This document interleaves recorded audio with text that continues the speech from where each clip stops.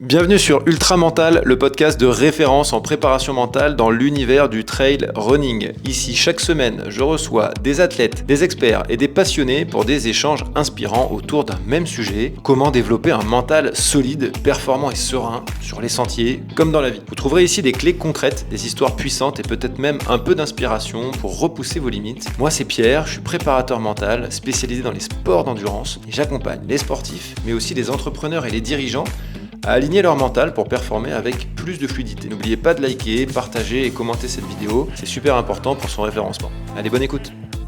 Bonjour à toutes et à tous, aujourd'hui j'ai le plaisir de recevoir Thomas Cardin. Salut Thomas, comment ça va?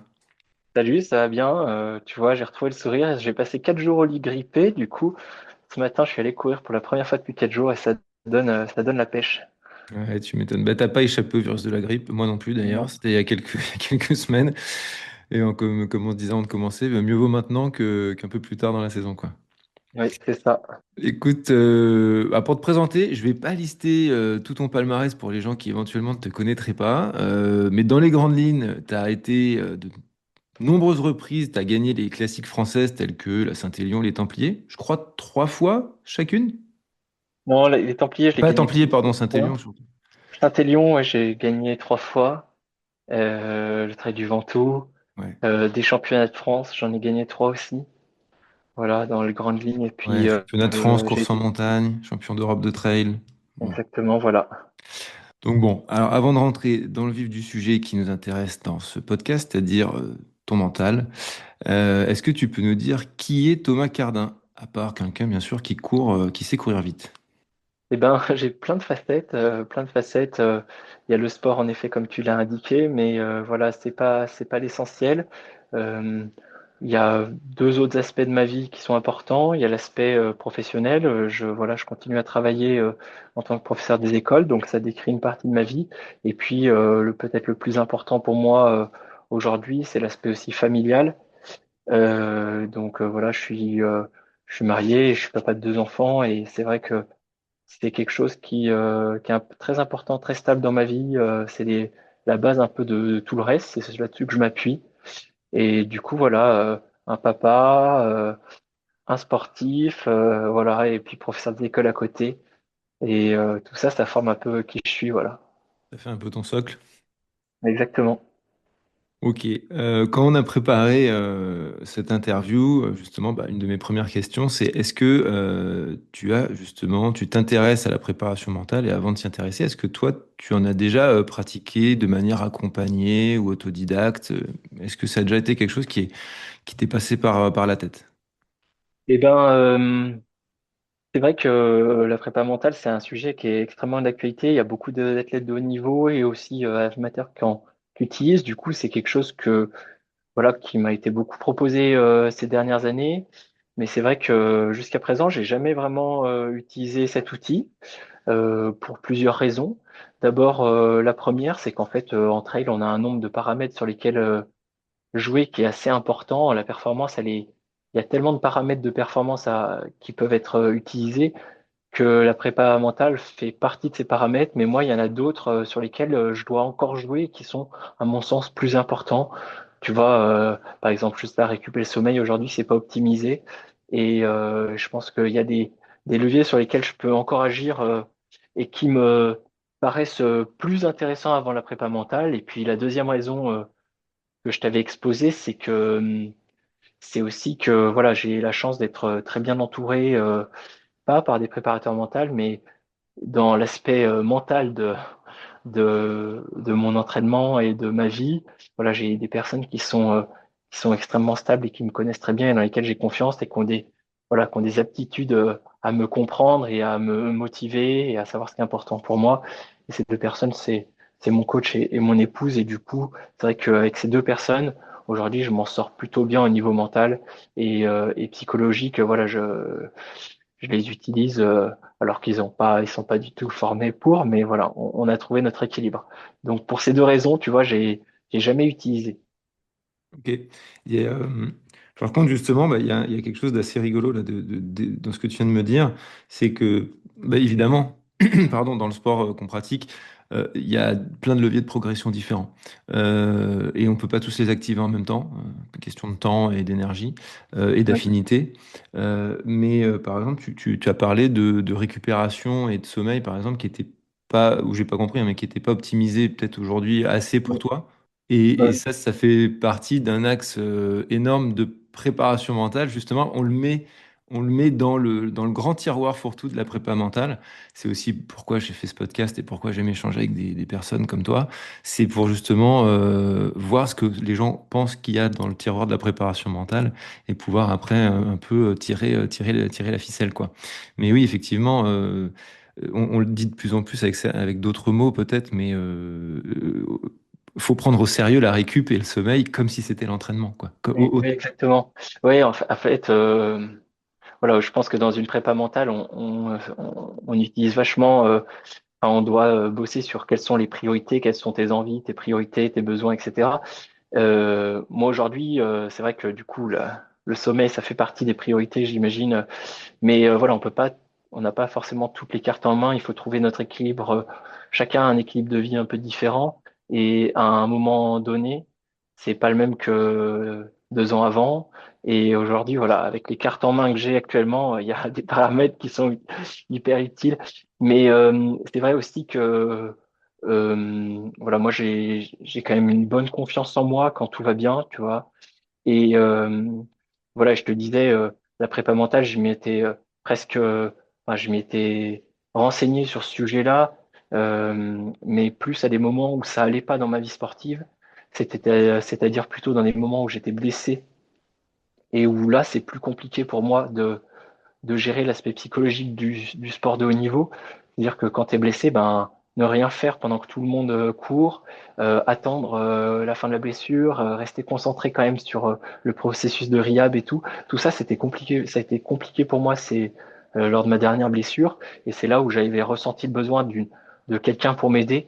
Bon, finalement, j'ai réussi enfin, la blessure s'est résolue toute seule et du coup, l'aspect psychologique aussi, de cause à effet, bah, ça a disparu, mes besoins ont disparu. Mais c'est vrai que quand je suis en pleine période d'entraînement et aussi de compète, tout ce qui est histoire de motivation et de pourquoi je fais du sport, pourquoi je me fais si mal, pourquoi tous les pourquoi, toutes les motivations vraiment personnelles, je les ai déjà bien réfléchis et bon, et puis je sais ce que je veux, je sais ce que. Donc voilà, ça, j'ai jamais ressenti le besoin pour m'aider sur ce sujet-là, quoi. Ouais, tout est bien aligné. Enfin, la plupart du temps, tout est bien aligné pour toi. Tu sais pourquoi tu Ouais, fais les choses. ouais. Ok. T'es connu pour être un coureur complet, vraiment assez complet. Est-ce que tu saurais te diagnostiquer vraiment point fort, point faible? On peut m'en donner 10 Euh, de chaque, hein, mais voilà. Alors j'ai des points forts et faibles physiquement et mentalement. Euh, je pense que mon point fort, c'est que un point fort qui est aussi un point faible, c'est que je préfère m'entraîner que faire des compètes. Ok. Voilà, je pourrais ne pas faire de compètes, ça m'irait bien. Hmm. Mais, euh, mais j'adore m'entraîner. J'ai un vrai goût de l'entraînement et au-delà du goût de l'entraînement, le goût d'aller chercher ma limite à l'entraînement.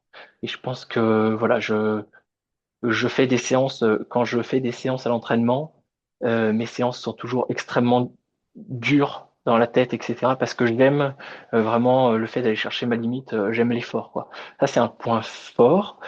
Euh, Après, voilà, j'ai bonne qualité physique, physiologique. Ça, c'est pas moi qui ai choisi, c'est en partie la nature. On a de la chance. C'est Et énorme. voilà, je pense qu'un autre de mes points forts, c'est la régularité.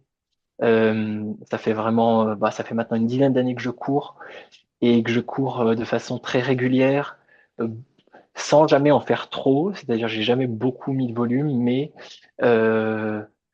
mais de façon extrêmement régulière depuis 10 ans, je me suis entraîné avec beaucoup de sérieux. Et ça, je pense que le corps, en fait, il s'habitue petit à petit à la charge sur. Et voilà, il faut pas penser que le corps s'habitue en 1 ou 2 ans. Je pense que les cycles, voilà, où le corps s'habitue, c'est même plus long. Et du coup, j'en arrive à un point aujourd'hui où ça fait tellement longtemps que je cours avec régularité et sérieux que mon corps est vraiment adapté à la course à pied. Et après, par contre, j'ai pas mal de points faibles, hein. Bon, tout d'abord, la confiance, c'est dur de toujours avoir confiance en soi. C'est à la fois un atout et une faiblesse, c'est-à-dire qu'il faut avoir une grande confiance en soi et être sûr d'arriver à faire ce que tu veux. Et à la fois, bah, c'est aussi ce qui peut pécher par excès de confiance. Et ben, par excès de confiance, tu vas trop loin dans l'effort et tu crois trop en tes capacités et puis ça te fait faire des bêtises en course. Voilà, c'est l'arme à double tranchant. Ok, ok, ok.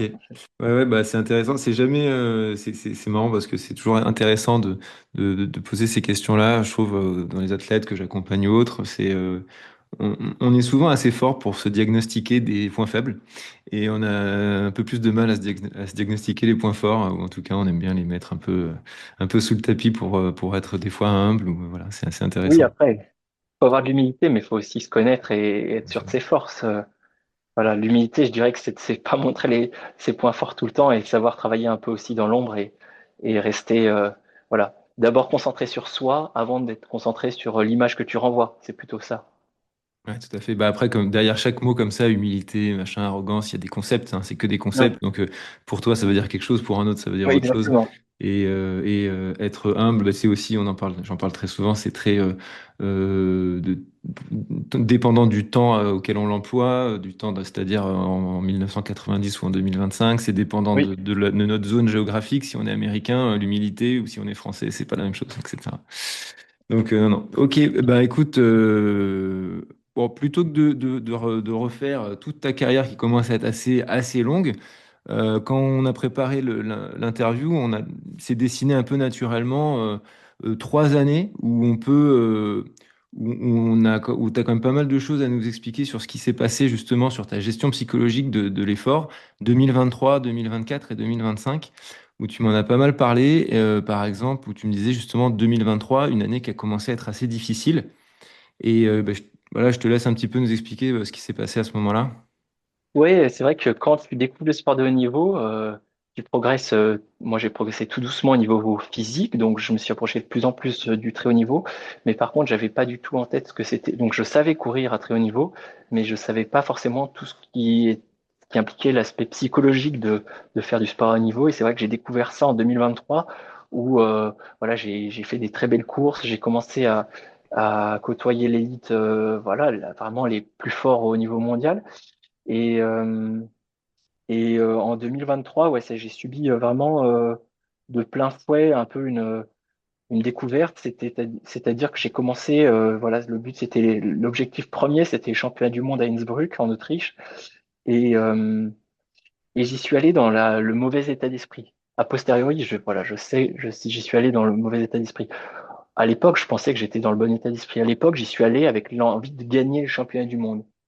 Et du coup, pour gagner le championnat du monde, ben, je me suis dit, il faut battre les autres. Et, et en fait, je m'étais complètement trompé sur cet objectif. L'objectif, c'était pas de battre les autres. Aujourd'hui, je me dis, ben, j'ai découvert ce jour-là, pendant toute cette période en 2023, que pour moi, pour bien réussir une course, l'objectif, c'était pas avant tout de battre les autres, c'était montrer la meilleure version de moi-même. Et ça, j'ai mis plusieurs mois, ouais, une longue période en 2023 à comprendre, à passer de l'envie de battre les autres à être la meilleure version de moi-même. Parce que voilà, j'étais motivé plutôt par des considérations extrinsèques qui étaient de gagner, battre un tel, être meilleur qu'un tel.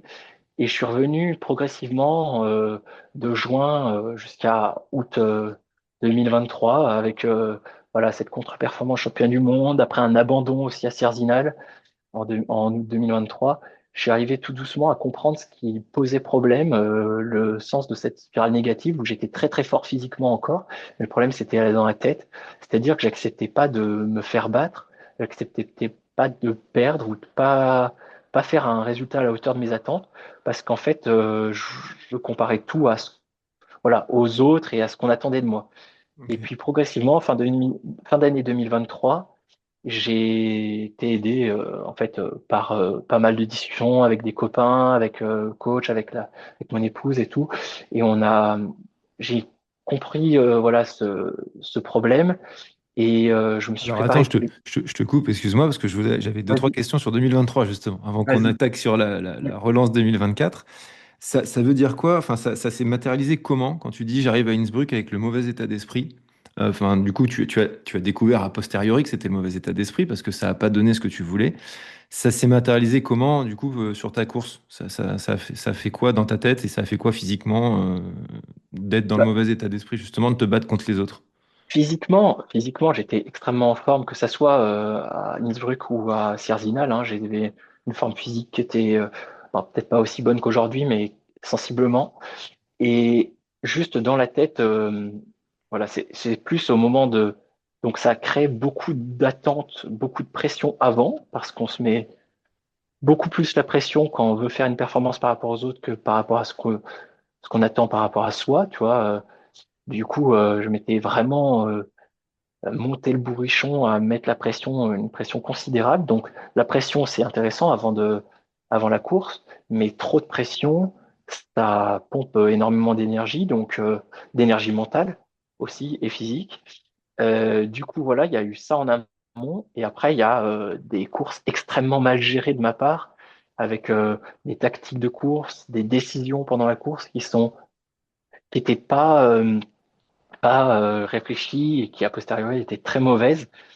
Et tout ça parce que je m'étais conditionné moi-même à vouloir gagner, vouloir battre les autres. Et du coup, voilà, ça correspondait pas à la stratégie qu'il fallait pour être très performant pour ma part, qui était plutôt normalement faire des courses d'attente en restant pas trop loin de la tête, mais un peu caché en gardant des forces. Et là, sur ces deux courses-là, voulu montrer, tu vois, mes muscles, voulu montrer qui était le plus fort. Et a posteriori, j'ai compris Ouais, que un c'était peu ça sauter mon sur tout ce problème. qui bougeait, montrer que Voilà, tu étais là, voilà quoi. montrer que j'étais là, montrer que j'étais fort dès le kilomètre zéro, tu vois. Et ça, c'est quelque chose. Et puis en fait, au bout d'un certain temps, comme t'es pas Kylian, bah, t'exploses, quoi. Et voilà, donc 2023, j'ai vraiment appris de mes erreurs, que ça soit au niveau de la pression d'avant-course et surtout sur pourquoi je voulais faire de la course à pied, pourquoi je voulais être au niveau. Et en fait, que la meilleure façon de faire une belle performance, c'était d'abord de me consacrer à moi entièrement, pas écouter ce qui se passait à côté, concentrer sur ce que je faisais avant de me concentrer sur ce que faisaient les autres. Et ça, tu l'as fait, c'est venu tout seul justement, parce que justement, c'est un travail effectivement qui peut être largement fait sur de la préparation mentale. Euh, c'est en échange avec Philippe Propage, ton coach, avec ton épouse, avec d'autres amis, comme tu as dit, d'autres Ouais, voilà, coureurs. il y a pas mal de copains voilà, des copains, Philippe qui a beaucoup aidé, mon épouse, et après voilà, ça a maturé tout ça, tu vois, ça a Plusieurs maturé questions. Ouais. dans ma tête tu vois, ça a mis quand même 3 mois, hein, avant 4 mois avant que je reparte sur des bonnes bases en me disant, bon, bah maintenant, concentre-toi sur toi et arrête de penser aux autres. Et la première course réussie de ce nouveau cycle sur un nouvel état d'esprit, ça a été les Templiers, donc tu vois, autour du 20 octobre 2023, Mhm. où ça y est, je me suis senti dans une nouvelle dynamique avec une autre envie, voilà, il y avait autre chose, quoi. C'était plus le même Thomas qui courait. Et tu fais quoi au Templier en 2023? J'ai fait quatrième. C'était une année, c'est pas l'année où Jim gagne? Non, c'est Pas l'année celle-là. d'après, c'est zut, bah, j'ai mangé les noms. Albon, ok, oui. Albon, ah oui, John Albon en premier John Albon, Poupy et Ben Diman. et Ben Diman en troisième, oui, c'est bon. Le Sacré souvenir, podium. Ok. voilà. Et du coup, c'est vrai que c'est ça que, tu vois, dans cette course, je me suis vraiment senti à l'aise et vraiment bien dans ma peau. Et j'ai pu exprimer d'abord mon potentiel. Mm. J'ai exprimé pleinement mon potentiel. Et c'est là où j'ai compris que si j'ai exprimé pleinement mon potentiel, derrière, le résultat, il serait là. Et que voilà, il n'y avait pas besoin de Ouais. combattre les autres pour avoir un bon résultat ou un podium sur une course de niveau international. Il fallait d'abord s'écouter et faire le mieux possible avec la forme du moment, dans les conditions du moment, être vraiment la meilleure version de moi-même avant d'être meilleur que les autres. Et voilà. Et du coup, voilà, j'essaie d'entretenir ça depuis 2023.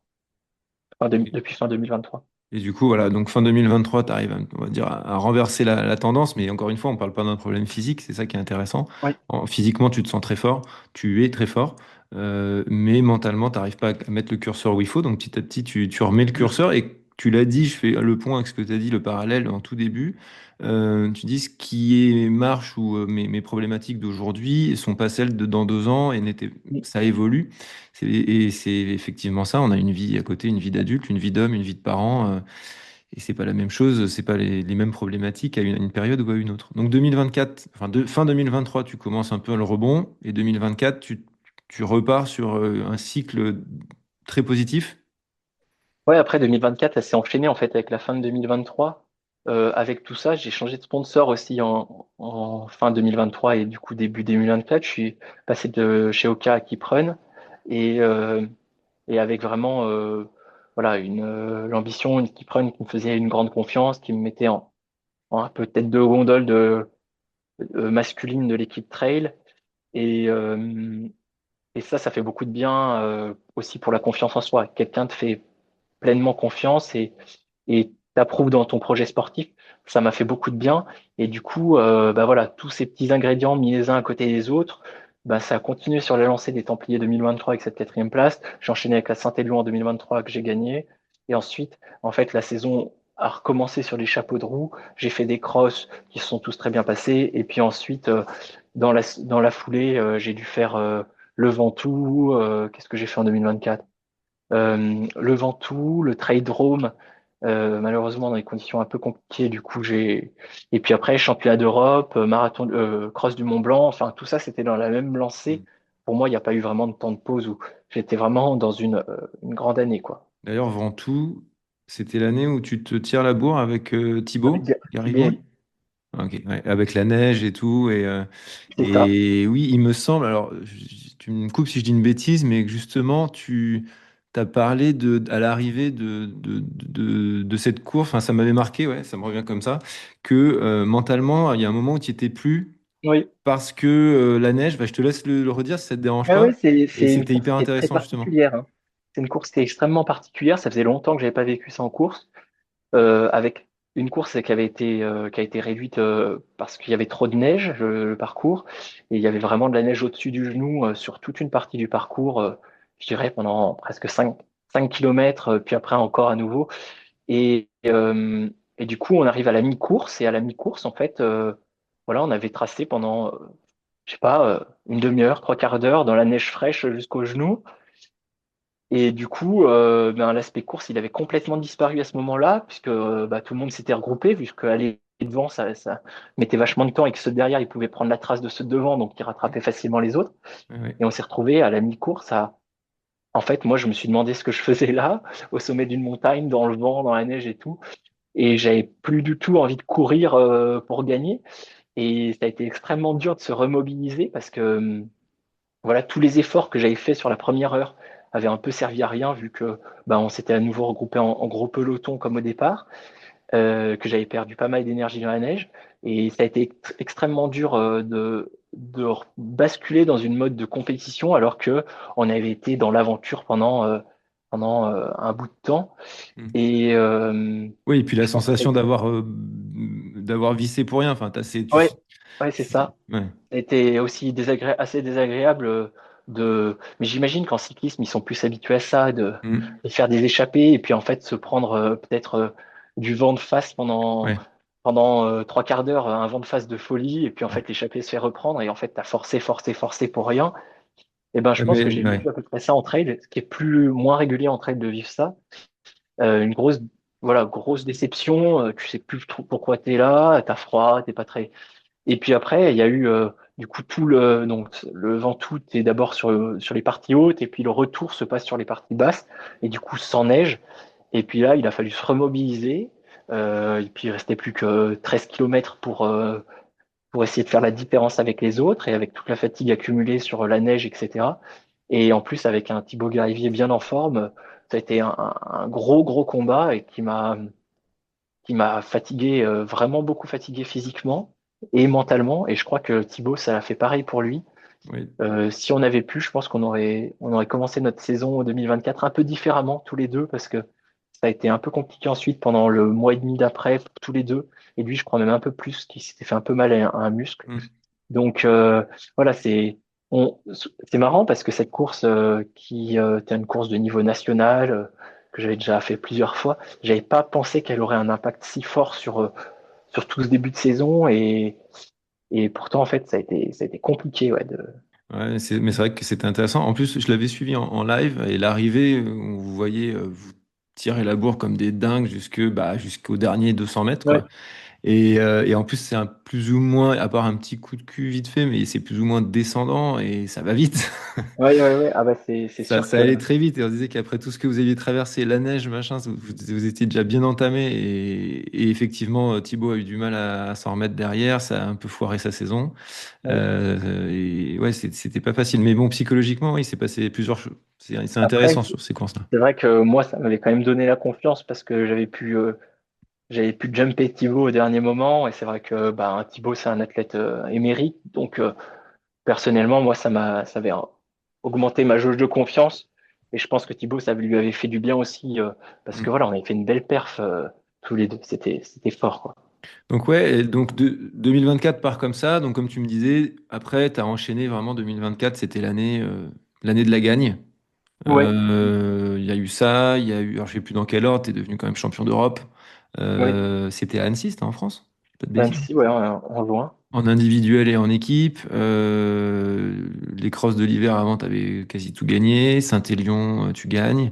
les Euh, Templiers du coup aussi. Templier, donc ça, mais voilà, l'année l'année On est parfaite. parfaite. Ouais. Et justement, qu'est-ce que tu m'as dit un truc hyper intéressant. T'es arrivé, c'est pas de l'excès de confiance, mais tu t'as commencé à te préparer à ne plus peut-être gagner une course, forcément. Plus la série dure, plus elle se rapproche de la fin, comme on dit. Comment t'as appréhendé ça? Ouais, c'est vrai que je t'avais expliqué que en fait donc les championnats d'Europe, c'était déjà une grosse étape dans ma vie de sportif. Et puis après, il y a eu les Templiers qui étaient une deuxième grosse étape dans ma vie de sportif. C'était un grand championnat et les Templiers, c'était deux trucs que j'avais cochés voilà, dans ma vie de sportif de haut niveau. Et du coup, en 2024, j'arrive à les faire. Et du coup, c'est marrant, c'est que à partir des Templiers, en fait, c'est sous l'impulsion de mon coach, hein, euh, on a beaucoup préparé le fait qu'à un moment, j'allais casser cette spirale de victoire et que ça allait forcément arriver. Et du coup, on s'est préparé à perdre. Et voilà, on en parlait souvent au téléphone que c'était super beau, mais que sûrement qu'à l'avenir, l'avenir serait pas aussi rose et qu'il y aurait forcément un moment où j'allais rater et où j'allais me mettre, voilà, que j'allais trouver quelqu'un de plus fort que moi ou alors j'allais avoir une défaillance, etc.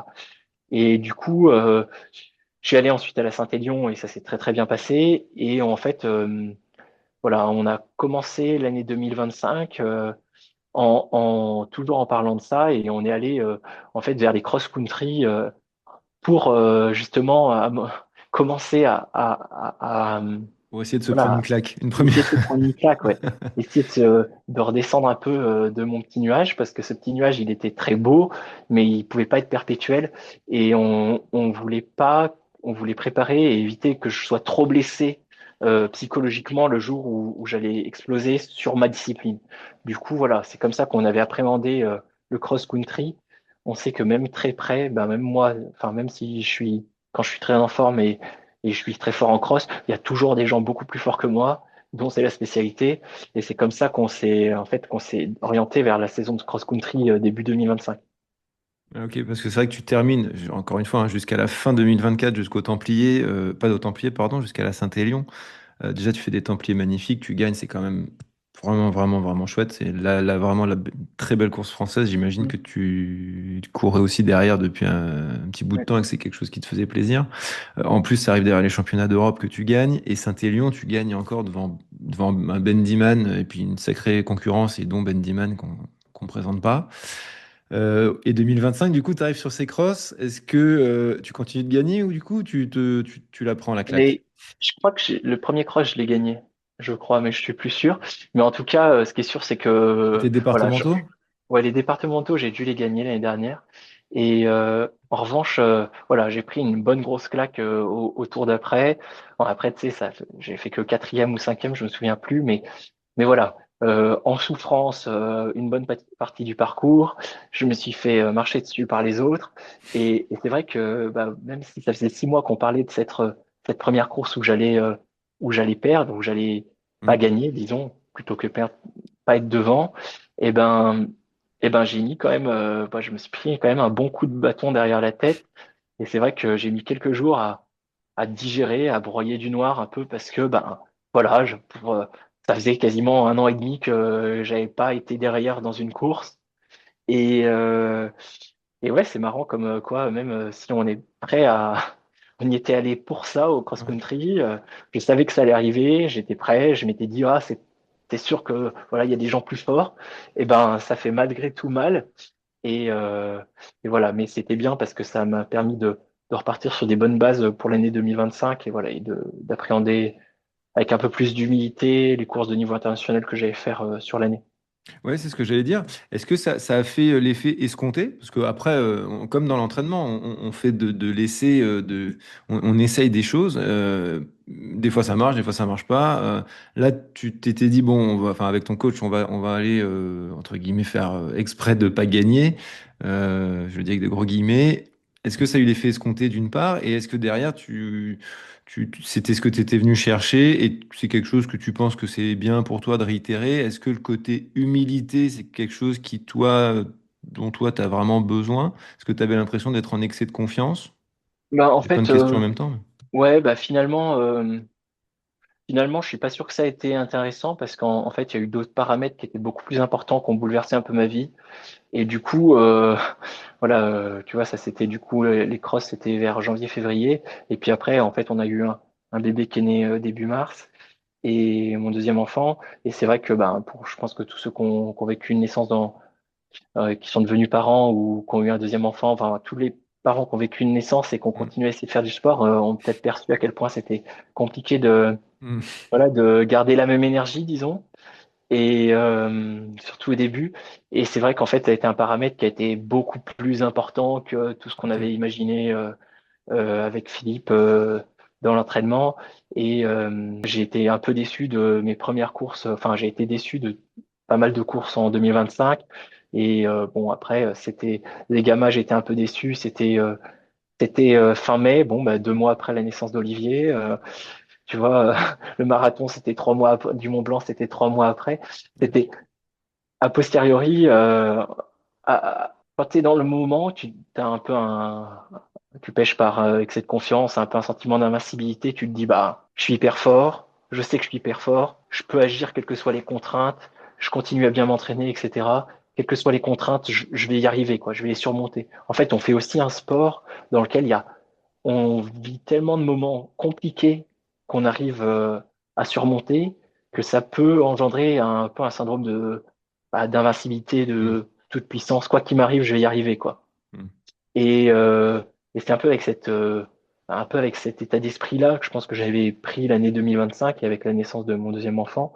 Et en fait, tu te retrouves à être attrapé par la réalité. C'est-à-dire que t'as beau t'entraîner correctement, si Fatigue. t'as, voilà, si t'as une fatigue extrême et que en plus tu donnes énormément d'attention et voilà et de temps à un tout petit bout d'humain, et ben en fait tout ce temps-là, toute cette énergie, tu la perds sur autre chose. Et on n'est pas invincible. Et du coup voilà, c'était un début de saison compliqué et même jusqu'à la fin de l'année 2025. Là, tu vois, je je suis même pas sûr d'être encore sorti vraiment de cette période-là où je me dis bon. Est-ce que j'ai retrouvé toutes les cartouches comme j'avais en 2024? Est-ce que j'ai retrouvé toutes les cartouches? Est-ce que je suis reparti à zéro? Je suis pas tout à fait sûr, mais c'est sûr, c'est que c'est plus un. Maintenant, c'est un peu plus grand, donc c'est un peu différent. Tu vois, ce que tu dis, je crois que j'en ai parlé avec toi, mais j'en ai aussi déjà beaucoup parlé dans le podcast. Le modèle de Guillaume Millet, il a modélisé la fatigue, en fait, tout simplement, Ouais, hein, avec son modèle de la chasse d'eau. Flush model en anglais, c'est plus joli des fois. ouais, Et en fait, c'est juste pour modéliser, pour montrer. Alors, là, toi, ce que tu nous racontes, c'est du vécu, hein. Donc, tu l'as vécu, tu t'es allé mettre la main sur le feu et te dire, ah bah voilà, c'est chaud. Là, c'est juste, ça modélise le fait qu'il y a une seule cuve et la fatigue nerveuse, peu importe d'où elle vienne, intrinsèque, extrinsèque, elle va au même endroit. Donc on n'a qu'une seule cuve limitée et quand elle est remplie et il n'y a plus qu'une seule solution, il Ouais. faut que ça se vide. Et quand on arrive en haut, bah, comme une chasse d'eau, bah, il n'y a plus le choix, faut tirer la chasse pour que ça descende. Et il faut que il faut bien que ça s'en aille quelque part. Et c'est exactement ce que tu es en train de dire. Parfois, on pense avoir tout bien fait, mais il y a un paramètre dans notre tête. Là, c'est paramètre bébé, c'est pas rien au niveau fatigue. Ouais. Je sais de quoi je parle aussi. Le paramètre, ça peut être un paramètre professionnel. J'ai changé de boulot il y a 3 mois et pendant les 3 premiers mois, je me suis mis vraiment une grosse pression et du coup, j'ai donné beaucoup plus que d'habitude au niveau de mon influx nerveux. Et bah, j'ai pas ces cartouches-là à mettre à l'entraînement où j'ai pas cette. On dit souvent, j'ai pas cette bande passante. Tu vois, là, tu as la Ouais. bande passante qui est prise par autre chose et du coup, bah, elle est pas infinie, quoi. Mais Ouais, ouais. Ce qui est marrant, c'est que autant sur beaucoup de choses, je pense que j'ai appris de mes erreurs au fur et à mesure de ma carrière sportive, mais c'est vrai que là, sur voilà, gérer l'arrivée d'un bébé dans la famille, c'est vrai que ça avait déjà été très compliqué pour mon frère enfant, où j'ai mis du temps à retrouver l'équilibre qu'il fallait. Et là, ben, voilà, ça a été aussi compliqué là. Voilà, c'est aussi des choix de vie, et c'est pas parce qu'on fait du sport qu'on doit arrêter de vivre aussi. Voilà. Je pense que toutes ces expériences, elles te font grandir d'une façon ou d'une autre. Mais voilà, c'est vrai que faut pas être trop ambitieux parfois dans la vie. Faut réussir à mettre la pédale douce sur certains aspects. Et c'est pas toujours facile de choisir. Même au niveau de ouais. l'entraînement, il faut savoir prendre en compte tous ces paramètres-là que tu dis, tu vois, le travail, la famille, toutes les cartouches que tu laisses à côté de la vie sportive, il faut savoir les prendre en compte. Et je pense que mon coach, il me dit souvent ça, mais c'est du bon sens en fait. C'est juste que euh, imaginons qu'à 100%, tu es capable de faire des kilomètres à 20 kilomètres, des séances tu vois, de 1000 mètres à 3,00, et ben, le jour où il y a du vent de face, et ben, c'est normal que que ton allure soit un peu plus faible. Et ben, de la même façon qu'il peut y avoir du vent de face, et ben, si tu as passé une sale journée au boulot, ou Mm. aussi, et ben, tu as la tête encombrée par tout ce qui se passe dans ta famille ou par d'autres problèmes, c'est normal que ta séance soit pas tes allures soient un peu différentes, que le ressenti soit un peu différent aussi. Et il faut pas voir ça comme un échec. Il faut voir ça d'abord comme voilà, c'est des paramètres à prendre en compte et pas un échec si tu n'arrives pas à tenir tes allures, si tu n'arrives pas à faire aussi bien que tu as voulu, etc. Il faut juste prendre en compte la globalité de ta vie et te dire bon ben là j'ai bien travaillé avec les paramètres de la vie actuelle, quoi. Oui, et quelque chose qu'on n'a pas dit, tu es un athlète élite. Alors là, vu ton palmarès, tout le monde est en train de se dire, bah, c'est un professionnel. Alors, la course à pied, c'est un peu particulier. Tu es un athlète élite, ça c'est sûr. Professionnel, on peut dire oui ou non, mais t'es pas à temps plein. Tu travailles. Oui, ouais, Tu es ouais. professeur. Je continue. Ouais, je suis professeur d'école à mi-temps actuellement. Ok. Et, euh, et du Donc, il y a coup, ça à ouais, gérer, effectivement. il y a ça à gérer, ce qui est pas toujours facile. Mais voilà, là aussi, c'est des choix de vie et ils peuvent évoluer dans le futur. Voilà. C'est quelque chose où j'étais équilibré jusqu'à présent entre ma vie de famille, ma vie professionnelle et ma vie sportive. Aujourd'hui, je crois que j'atteins un peu un point d'équilibre. Le point d'équilibre est, je pense, un peu passé. Mhm. Et du coup, voilà, je m'interroge un peu sur changer l'organisation et peut-être arrêter quelques années d'avoir un boulot classique pour me consacrer un peu plus juste au sport, quoi. Mhm. Ouais, Et forcément, à la ça récup. Forcément, ça te libérera plus de temps, c'est évident, Super. s'il y a un équilibre. Ok, ok, ok. Non, mais écoute, hyper intéressant. Là, je m'étais noté deux choses, mais c'est vrai que ça remonte au début du podcast. Mais Oui, euh, oui. sur le côté, tu vois, t'as pas d'accompagnement au sens propre, mais par contre, tu as un socle, et c'est ce qui en ressort entre notre premier échange et maintenant. Tu as ton socle qui est hyper construit. Tu me disais aussi que par rapport au fait d'avoir ou pas un accompagnement mental, déjà, toi, tu avais un besoin de confiance, tu as besoin de se sentir en confiance. Et déjà, Oui, et les deux personnes qui t'accompagnent aujourd'hui, Philippe, ça fait Propage, bah déjà, c'est un grand sage, Philippe Propage, on l'a pas présenté, mais bon, on n'aura pas le temps là, mais c'est un entraîneur très très connu français qui était anciennement sélectionneur de l'équipe de France également. Ton épouse, donc c'est vraiment un tabouret, un trépied solide, et c'est normal aussi, quoi. On parle de l'aspect psychologique, de l'aspect de l'accompagnement. Euh, il a su t'accompagner et ton épouse également vers ces questionnements sur, oui, je suis trop parti sur des envies extrinsèques, tu vois, battre les autres, être meilleur, être machin, et revenir sur, c'est ce que je trouvais bien, bien intéressant, tu l'as dit très vite, comme une évidence, mais en se recentrant sur toi, sur comment toi être le meilleur, bah, c'est là que tu as fait la meilleure année de ta vie, quoi. Ouais. Ouais, j'aime bien ce que tu dis, c'est l'histoire de la confiance. Et que, en fait, pour moi, pour bien m'accompagner, j'ai besoin de personnes de confiance autour de moi pour me sentir à l'aise dans le sport. Et dans les gens qui m'accompagnent autour de moi, j'ai besoin de personnes vraiment en qui j'ai une pleine confiance. Et c'est vrai que c'est un peu délicat. Et c'est aussi peut-être pour ça que je me suis jamais tourné vers la prépa mentale, c'est que c'est dur de tisser un lien de confiance avec, pour moi en tout cas, je trouve ça dur de tisser un lien de confiance avec quelqu'un de inconnu, entre guillemets. Quelqu'un que tu connais pas, voilà, et de créer un nouveau lien de confiance, pour moi, ça me demande beaucoup d'énergie. Et, euh, et tu vois, je fais le parallèle avec les équipes médicales qui m'entourent, kiné, médecin, ostéo, tu vois, où j'ai des personnes fixes et stables et en qui j'ai une pleine confiance. Ça a été très long à mettre en place ces équipes-là parce que j'avais du mal à lâcher prise dans la relation humaine et à aller vers des personnes que je ne connaissais pas avant et à leur faire confiance et à mettre dans leurs mains de professionnels ma petite vie, mon petit physique, mes petits problèmes, tu vois. Et du coup, c'est aussi peut-être pour cette raison que je me suis jamais tourné vers la prépa mentale, c'est que bah, j'ai personne autour de moi que je connais qui fait ça. J'ai j'ai l'impression que ça va me demandait beaucoup d'énergie d'aller créer ce lien de confiance avec une nouvelle personne. J'ai déjà les personnes qui sont la base Ouais. autour de moi qui peuvent m'aider Les sans que j'ai ressources. besoin de personnes ressources, sans avoir besoin de dépenser d'énergie parce que elles sont là à portée de voix ou à portée de coup de téléphone et ça suffit pour l'instant. Mais peut-être qu'un jour, j'aurai ce besoin-là et dans ces cas-là, bah, je prendrai un peu de tu vois, un peu de mon énergie pour essayer d'établir un lien avec une personne. Parce que tu vois, quand tu veux établir un lien, il faut aussi se sentir libre au bout de quelques séances, de se dire, ah ben non, cette personne ne me convient pas, je suis désolé, ça ne matche pas, et de refaire tout à zéro. Et tu vois, ça m'est déjà arrivé pour les professionnels de santé qui me suivaient. Et c'est vrai que c'est jamais très facile ces moments-là, quoi. Merci de partager ça avec nous. Ouais, ça montre justement cette facette de c'est pas si facile de je prends un coach, préparateur mental, et puis voilà quoi. Ouais, c'est Pour toi, pareil en pour tout le cas, coach, hein. ça demande, oui, ça demande un investissement à toi. Si ça marche pas, faut avoir envie, faut s'en sortir, faut refaire la démarche. Ouais. Et Après, pareil, comme tu dis.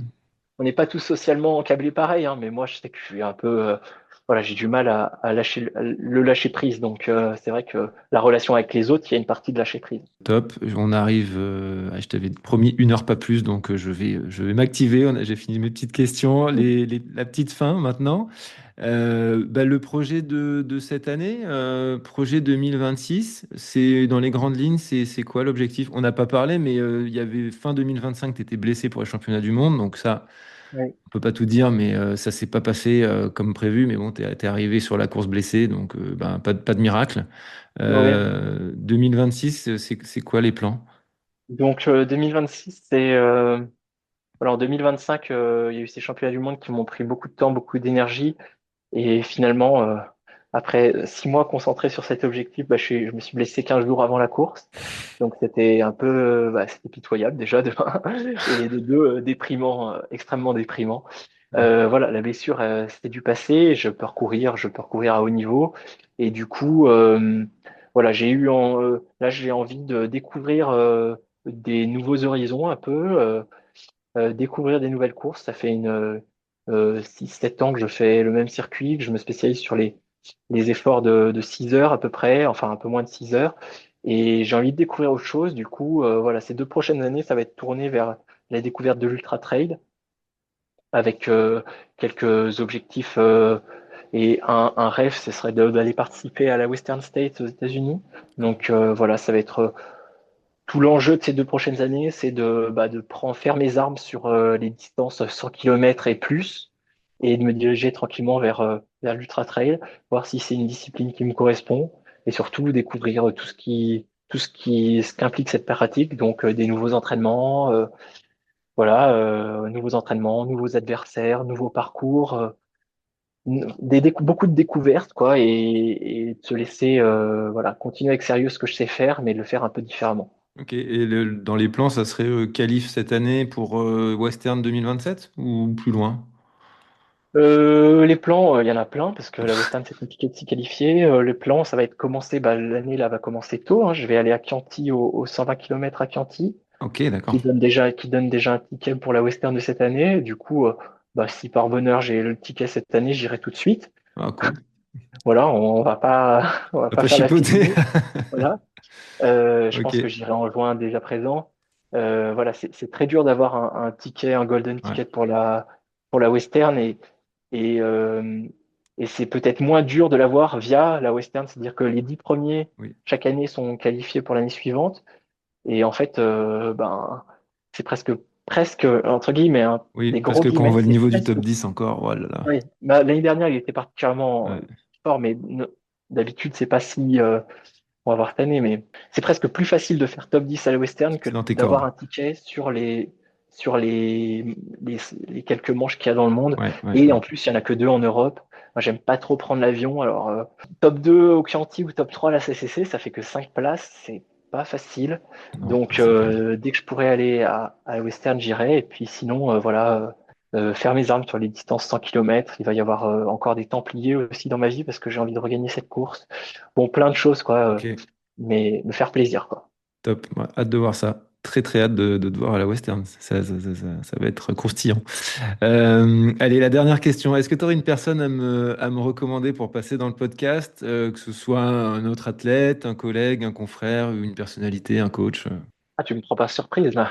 Alors, non, voilà, j'ai plutôt réfléchi à qui est-ce que j'aimerais entendre. C'est ça? Ouais. Moi, j'aimerais vraiment, mais tu as peut-être déjà fait, c'est ça le problème. J'aimerais bien savoir comment fonctionne Ludovic Pomeray. Mais tu l'as Non, déjà fait, j'ai pas eu Ludo, non. Et Ludo, il m'impressionne beaucoup, je le connais très bien, mais ce qui m'impressionne beaucoup, c'est son esprit de bataille, son esprit combatif jusqu'au bout, tout le temps, tout le temps, tout le temps. Cet esprit de combativité, enfin pour moi, il incarne l'esprit de combativité, pas envers les autres, hein, envers lui, toujours Ouais. capable de se dépasser, année après année. J'aimerais vraiment beaucoup comprendre ça. Et puis, je lui en ai déjà parlé, hein, il le sait que je l'admire pour ça. Mais voilà, si tu Ah as ouais, l'occasion alors, de le, par contre, si j'ai un tips comme ça, il faut que j'ai un petit push derrière pour essayer de le contacter, sinon je me fais bazarder. non, je peux faire quelque chose. Sinon, on me dit j'aimerais bien entendre Kylian, et bon, Ah non, Kylian, j'ai pas les accès à Kylian, mais j'ai un moyen de chantage sur Ludo. Ah bah parfait. Allez, on Non, non, dira j'ai juste sa tente à hypoxie dans mon garage et du coup, s'il veut la un jour ou récupérer. l'autre, il va devoir la récupérer. Non, Le en pauvre. vrai, je vais faire un petit signe à Ludo. Ça Ouais, m'intéresserait ça bien serait cool, de avec grand savoir plaisir. son ressort mental. C'est vrai que c'est quelqu'un d'à part. C'est vrai que pour le coup, il est vraiment à part, ne serait-ce que déjà par l'âge, par la longévité et par ce qui le caractérise le plus, l'année qu'il a faite là, il y a ces deux, trois dernières années, enfin même depuis 10, enfin c'est fou quoi. Et on a la chance d'avoir le même coach et c'est rigolo de se dire que la même personne, parce que je suis pas sûr qu'il y ait enfin, je sais pas à quel point il y a beaucoup de personnes autour de Ludo, mais voilà, je sais que Philippe prend pas mal de place, a pas mal de place dans l'aventure sportive de Ludo et c'est marrant de voir que la même personne aux commandes crée deux athlètes différents avec deux façons de fonctionner différentes et je pense que c'est la force de Philippe que de savoir s'adapter aux spécificités de chacun de ses athlètes. J'en ai pas plus à dire. Merci, merci pour ton temps, merci pour tout ce que tu nous as dit, merci pour ta franchise. Et je sais que tu es très sollicité, que tu accordes pas la réponse à tout le monde, donc j'en t'en suis très reconnaissant. Merci beaucoup, Thomas. Pas de souci. Je te souhaite Merci Pierre. de récupérer complètement de ce vilain virus et de vite recourir et hâte de Oui, suivre la oui, suite. il n'y a pas de souci, j'ai très envie. Quand tu as envie, tout est possible. Allez, Allez, bonne ciao. fin de journée et à très bientôt. Salut.